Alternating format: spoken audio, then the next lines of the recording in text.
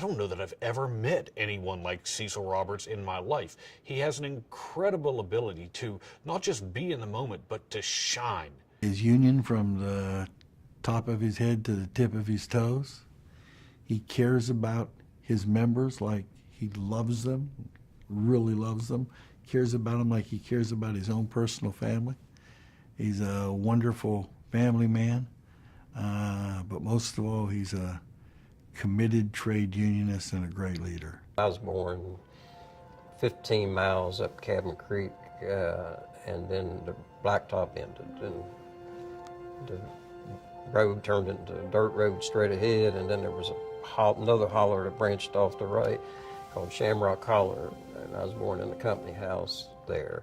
Be grateful that you have such a man, and that God will keep him in good health, and hoping for years to come.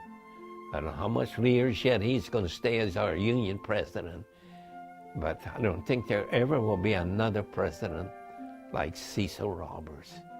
I was blessed to be raised by two great people, my mom and my dad. My dad passed away a few years ago, and my mom's still going strong at 98. So I was taught what was right and what was wrong at an early age. I still remember my first day in a coal mine. And in West Virginia in 1971, somebody had to sign for you. Some experienced miner named Joe Pratt. I was scared to death. And I still remember it was a drift mine, which means you ride straight back into the mountain. And we got on that man trip, and Joe got right beside me. He said, "Boy, don't raise your head up, you'll get it torn off." And I said, "Excuse my frankness." I said, "What in the hell am I doing?" And he was right. The man trip wasn't covered, but you could take your hand and touch the top. It was so low going into the mine. And I've never forgotten that first day. As a leader, you can't say I wish it was the way it was. If I could do that and it come true, I'd go back and say, let me wish to be in 1935 when we had 800,000 members. But you can't do that. Cecil doesn't have the sledgehammer that John L. had. He doesn't have the hundreds of thousands of members that he can just drive the whole country with. He has loyal members who will get behind him and go forward. He combines two things. He's got a heart of gold, and it's soft and caring and compassionate. And then when it needs to be, it can be the most hard thing you've ever seen, because he's got a steely spine. Leaders can't be liars, and they can't be cowards. And if you're either one of those, you're going to fail. So we have to be honest with ourselves about where we are and where we have to try to get to, and that's what I've tried to do, and that's what I expect us to do as we move forward.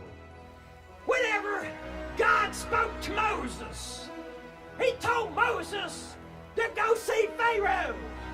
He didn't say, "Moses, when you get time, phone old Pharaoh up for me."